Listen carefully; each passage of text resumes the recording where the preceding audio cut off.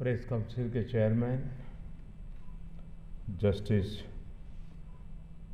चंद्रमौली कुमार प्रसाद जी, मंत्रिपरिषद के मेरे साथी श्रीमान वेंकैया नायडू जी, श्रीमान राज्यवर्धन सिंह राठौड़, प्रेस काउंसिल के सचिव श्रीमती पूनम जी, प्रेस काउंसिल के member Shri Ravindra Kumar, jury committee के member Shriman K G. Suresh,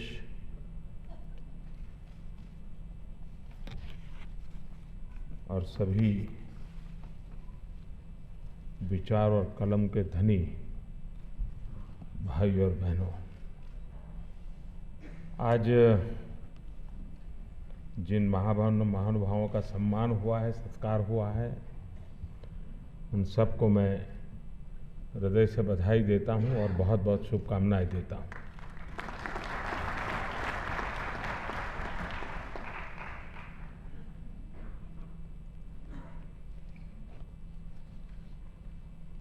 press council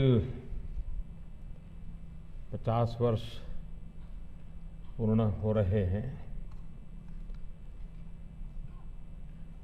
लेकिन ये भी सही है कि इसमें बीच में कालखंड ऐसा भी आया था जबकि प्रेस काउंसिल को ख़त्म कर दिया गया था।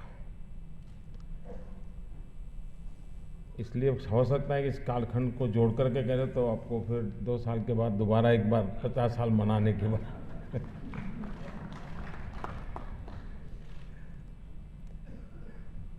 वैसे 1916 में शायद ये स्वीडन में इसकी दिशा में काम हुआ, लेकिन तब जब उसका नाम था वो था court of honour for the press, और बाद में इसका नाम बदलते बदलते प्रेस काउंसिल की ओर चला, और शायद दुनिया में आजकल वो प्रेस काउंसिल इस नाम से ही परिचित है। एक स्वतंत्र व्यवस्था है और ये व्यवस्था ज़्यादातर तो इस क्षेत्र की स्वतंत्रता बनाए रखना, अभिव्यक्ति की आज़ादी को बरकरार रखना, और कभी कोई तकलीफ आए तो खुद बैठ करके उसको सुलझाना, खुद ही इसमें बदलाव लाते रहना। उसी प्रकार से पुराने युग में इतनी चुनौतियां नहीं थी जितनी शायद इस युग में है।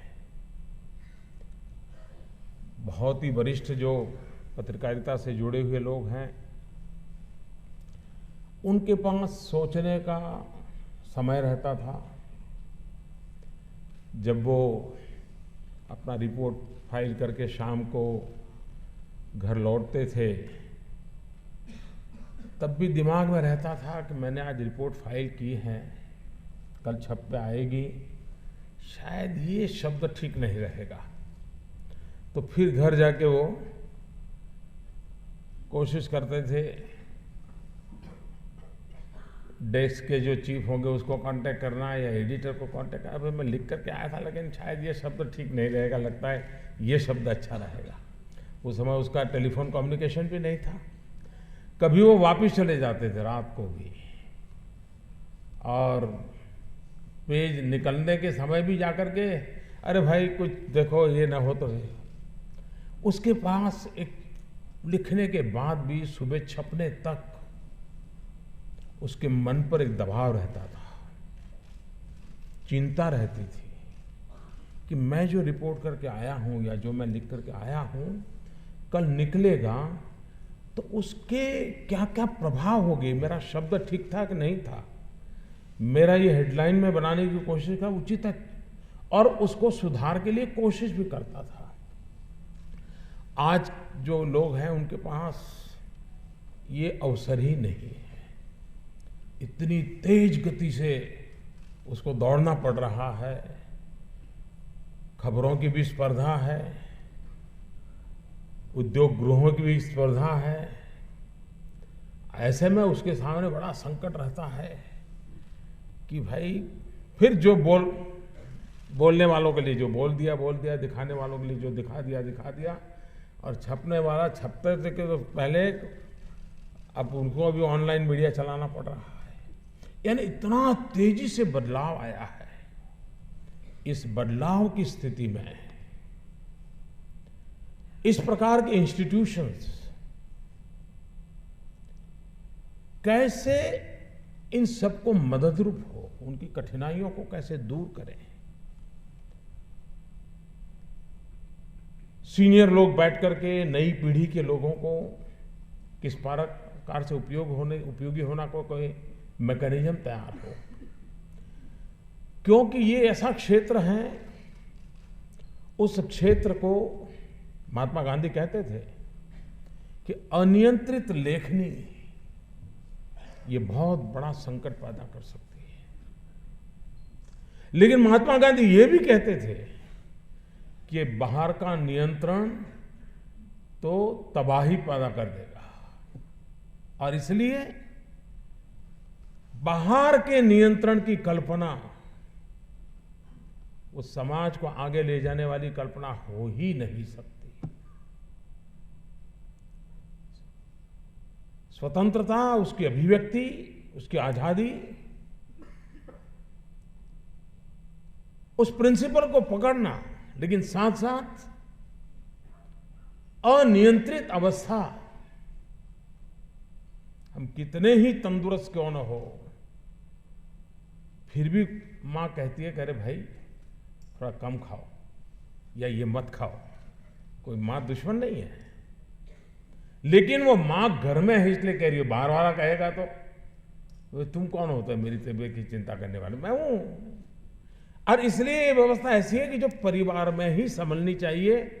सरकारों ने तो जरा भी उसमें टांग नहीं अड़ानी चाहिए। आप ही लोगों ने बैठ करके इसी काउंसिल जैसी व्यवस्था के माध्यम से, सीनियर लोगों के अनुभव के माध्यम से और समाज का सर्वग्राही हित देख करके हम इन अवस्थाओं को विकसित कैसे करें। ये बात कठिन है कि वे अपनों के बीच में किसी की आलोचना कैसे करें। कोई बाहर वाला कर ले तो हम रिपोर्ट करने के लिए तैयार है, लेकिन हम बैठ के क्या करें। और इसलिए ये कठिन काम होता है। आत्मावलोकन बहुत कठिन काम होता है। मुझे बराबर याद है, मैं जब दिल्ली में रहता था, मेरी पार्टी के संगठन का काम करता था, उन दिनों में कंधार की घटना हुई थी। और कंधार की घटना हुई, विमान हाईजैक हुआ, और हमारे देश में इलेक्ट्रॉनिक मीडिया उस समय अभी शुरुआती दौर पे था, तो एकदम उनका भी कोई दोष नहीं था कि कोई कैसे हो गया, लेकिन वो शुरुआती दौर एक प्रकार से था। लेकिन उसमें जो परिवार के लोग जहाज में फंसे थे, उनकी खबरें, वो परिवार लोग जुलूस निकाल रहे थे, सरकार के खिलाफ नारे लगाते थे, और बस उनको छुड़वा दो। और जैसे यहाँ गुस्सा बढ़ता था, वहाँ आतंकवादियों का हौसला बुलंद होता था। अच्छा, हिंदुस्तान का हाल ऐसा है कि अब तो जो चाहे वो करवा सकते हैं। लेकिन ये घटना चलती रही। लेकिन मेरी जानकारी है, बाद में मीडिया के सभी लीडर लोग बैठे थे, सभी प्रमुख लोग बैठे थे, इन हाउस बैठे थे, और प्रेस काउंसिल शायद उसमें नहीं थी, अपने आप बैठे थे, और बैठ करके स्वयं ने अपने बाल नोच लिए थे। मैं मानता हूं ये छोटी घटना नहीं है। बहुत लोगों को ये तो याद है कि ऐसा ऐसा रिपोर्टिंग हुआ था, लेकिन बहुत कम लोगों को पता है कि खुद मीडिया के लोगों ने मिलकर के अपने खुद के बाल नोचे थे। और हमने क्या गलती की, क्यों की, कैसे नुकसान हुआ, हम कैसे बह गए, और सबने मिलकर के कुछ नॉर्म्स पालन करना चाहिए, इसकी काफी चर्चा की थी। शायद अरुण जी यहाँ बैठे हैं, शायद उनको पता होगा कि उस समय उनकी भी शुरुआत हो गई थी, और उन्होंने कुछ नॉर्म्स तय किए थे। मैं समझता हूं ये बहुत बड़ी सेवा का वो अवसर था। दूसरा अवसर आया था 26/11 का, 26/11 का। उसके बाद जब मुंबई की घटना घटी, उसमें बैठे, उसका रेफरेंस भी आया अफगानिस्तान वाली घटना का, लेकिन इतने अलग अलग व्यूज हो गए कि वो न आत्मनिरीक्षण कर पाए। इसलिए नहीं, को करना नहीं चाहते थे, बैठे थे तो करने के लिए, खुद ही बैठे थे, लेकिन बात अधूरी छूट गई। लेकिन जब तक इस प्रकार की संवेदन मानसिकता की लीडरशिप प्रेस वर्ल्ड में है, मीडिया वर्ल्ड में है, मैं मानता हूं गलतियां हमसे भी होती हैं, गलती आपसे भी होती है, गलती औरों से भी होती है। गलतियों के आधार पर मीडिया का मूल्यांकन करना उचित नहीं होगा, लेकिन ये खुशी की बात है कि उसमें एक बहुत ही मैच्योर जिम्मेवार वर्ग है जो चाहता है कि इसको हम ही बैठ करके बुराइयों से कैसे बचाएं, कमियों से कैसे बचाएं और अधिक ताकतवर कैसे बनाएं। ये अपने आप में इस जगत के लिए एक उम्दा प्रयास है, ऐसा मैं मानता हूं, और ये निरंतर चलते रहना चाहिए। लेकिन बाहर के नियंत्रणों से, बाहर के नियमों से ये स्थिति नहीं बदलेगी। जब देश में इमरजेंसी आई, प्रेस काउंसिल को ही खत्म कर दिया गया था, यानी मूलभूत बात को ही खत्म कर दिया गया था, और करीब 1.5 साल तक ये बंद रहा। बाद में 78 में जब मोरारजी भाई की सरकार आई तो इस व्यवस्था का पुनर्जन्म हुआ, और उस समय मीडिया के प्रति बड़ी उदारता का माहौल था। जब 78 में फिर से काम हुआ तब इसका रूप उसमें से निर्माण हुआ, लेकिन अब तक वो वैसा ही चल रहा है। ये प्रेस काउंसिल के साथ जुड़े हुए लोगों का, प्रेस से जुड़े हुए लोगों का भी ये दायित्व बनता है कि हम समयानुकूल परिवर्तन लाने के लिए क्या क्या कर सकते हैं, नई पीढ़ी को तैयार करने के लिए क्या कर सकते हैं। सरकार को भी एक तो होता है कि डेली हमारा जो क्षेत्र है वहां के द्वारा हम सरकार को जो कहना है कहते हैं, लेकिन उसके अलावा भी एक व्यवस्था हो सकती है क्या, कि जिसमें सरकार की जानकारियों का अभाव, इसके कारण समस्याएं कैसे पैदा होती हैं। सरकार को जानकारियां देने के तरीके अगर 30 साल पुराने होंगे तो कैसे काम चलेगा। लेकिन सरकार में ये बदलाव लाने के लिए भी, सरकार की इस कार्यशैली में बदलाव लाने के लिए भी प्रेस काउंसिल के सीनियर लोग मदद कर सकते हैं। जानकारियां देने के तरीके कैसे बदले हम लोग, और ये सब सरकारों की जिम्मेवारी है। ये ठीक है, पत्रकारिता का एक अनिवार्य हिस्सा ये भी है कि जो दिखता है, जो सुनाई देता है, उसके सिवाय भी कुछ खोजना, और इसका महत्वपूर्ण अंग है, इसको इनकार नहीं किया जा सकता। लेकिन कम से कम जो सुनाई दे, जो दिखाई दे, वो भी कुछ ढंग से दिखाई दे, सुनाई दे, और समय पर सुनाई दे, समय पर दिखाई दे।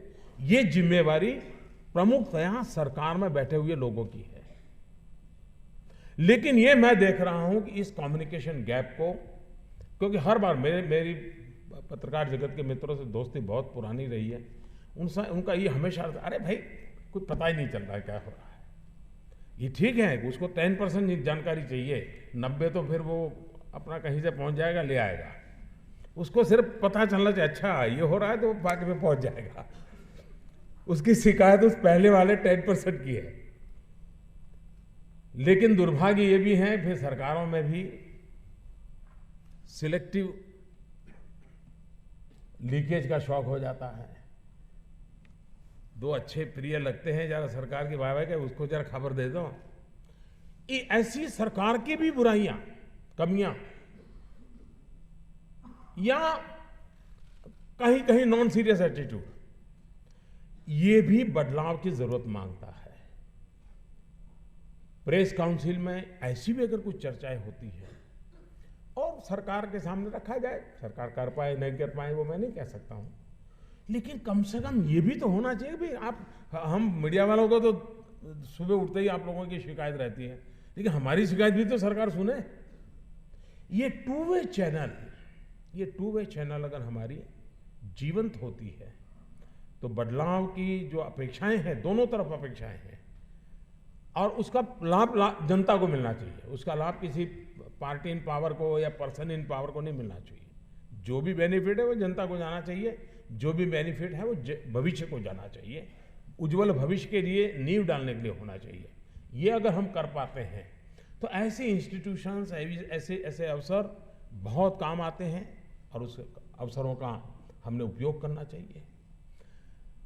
इन दिनों खासकर से प्रेस के, मीडिया के क्षेत्र से जुड़े हुए लोगों और पिछले दिनों जो हत्या की खबरें आई, ये दर्दनाक है। किसी भी व्यक्ति की हत्या दर्दनाक है, लेकिन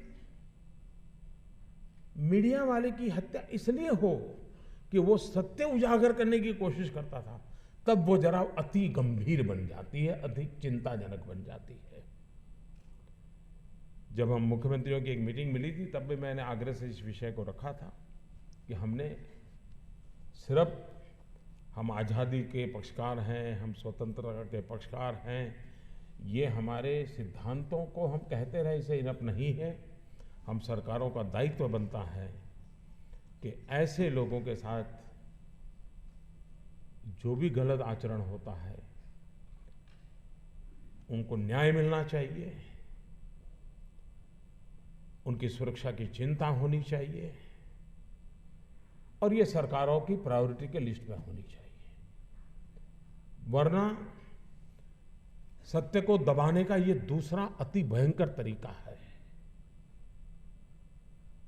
एक आध बार कोई गुस्से में आकर के किसी मीडिया की आलोचना कर दे तो वो वाणी स्वतंत्रता का नेगेटिव हिस्सा मान करके चलो सब लोग माफ कर देंगे, लेकिन हाथ उठा ले कोई, शरीर पे वार कर दे, ये तो सबसे बड़ा क्रूर जुल्म है स्वतंत्रता के ऊपर।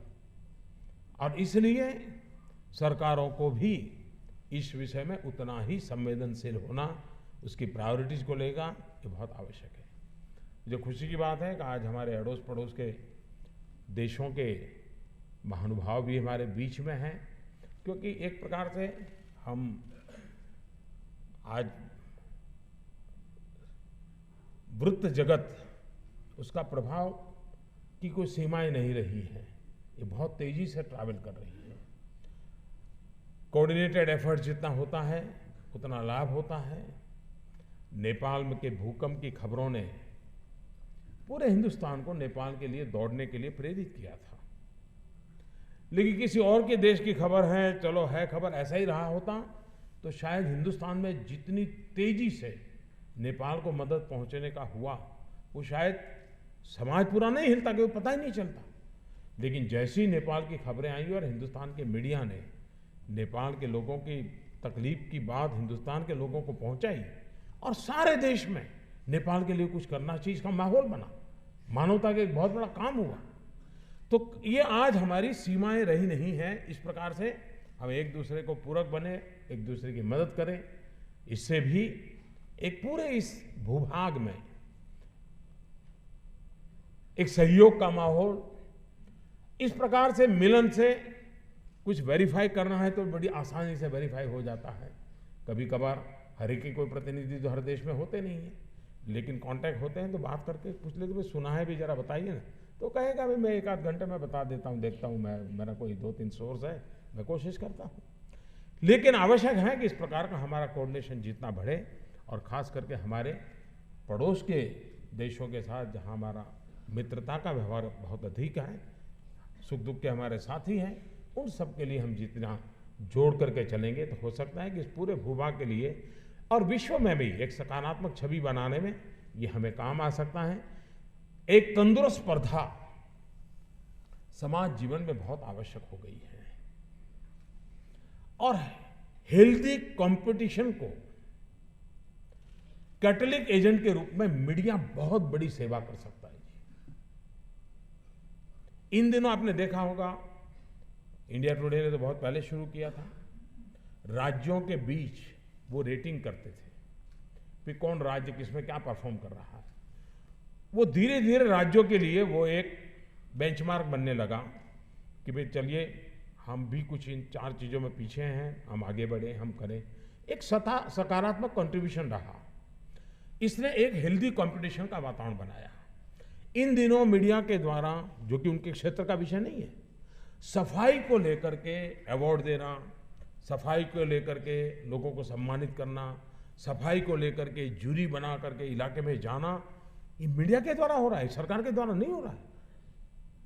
मैं समझता हूं ये जो माहौल शुरू हुआ है, ये भारत को नई ताकत दे सकता है, जिसमें एक कॉम्पिटिटिव नेचर क्रिएट हो रहा है, हेल्दी कंपटीशन का नेचर क्रिएट हो रहा है, जो अच्छा उस राज्य ने ये किया हम ये करेंगे, उस शहर ने ये किया हम ये करेंगे, ये एक सकारात्मक माहौल बन रहा है। स्वच्छता के अभियान में तो जरूर इसने बहुत बड़ा कंट्रीब्यूशन किया है, लेकिन हमारे समाज जीवन में अच्छाइयों की कोई कमी नहीं है। और मैं पहले भी कहा हूं, और आलोचना के रूप में नहीं कहा है, जीवन की सच्चाई के रूप में कहा है कि जो टीवी के पर्दे पर दिखता है वही देश, ऐसा नहीं, इसके सिवाय भी देश बहुत बड़ा है। जो अखबार के पन्नों में चमकते हैं वही नेता, ऐसा नहीं है। जो कभी नाम अखबार में नहीं छपा वो भी समाज जीवन में बहुत उत्तम नेतृत्व करने वाले लोग होते हैं। और इसलिए इन शक्तियों को बाहर लाना, और भारत जैसे देश में ऐसे एक कॉम्पिटिटिव सकारात्मक वातावरण, उसको अगर हम बल देंगे तो समाज को भी लगता है यार हम अच्छा करेंगे, हम भी अच्छा करेंगे। मुझे विश्वास है कि आज का ये दिवस हम सब के लिए आत्मचिंतन के साथ और अधिक सशक्त बनने के लिए काम आए,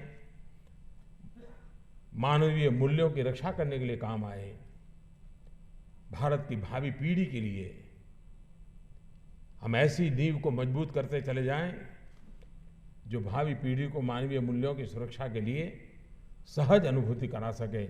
इसके लिए आज के अवसर पर फिर एक बार इस क्षेत्र को समर्पित सभी महानुभावों को बहुत बहुत अभिनंदन करता हूं। धन्यवाद।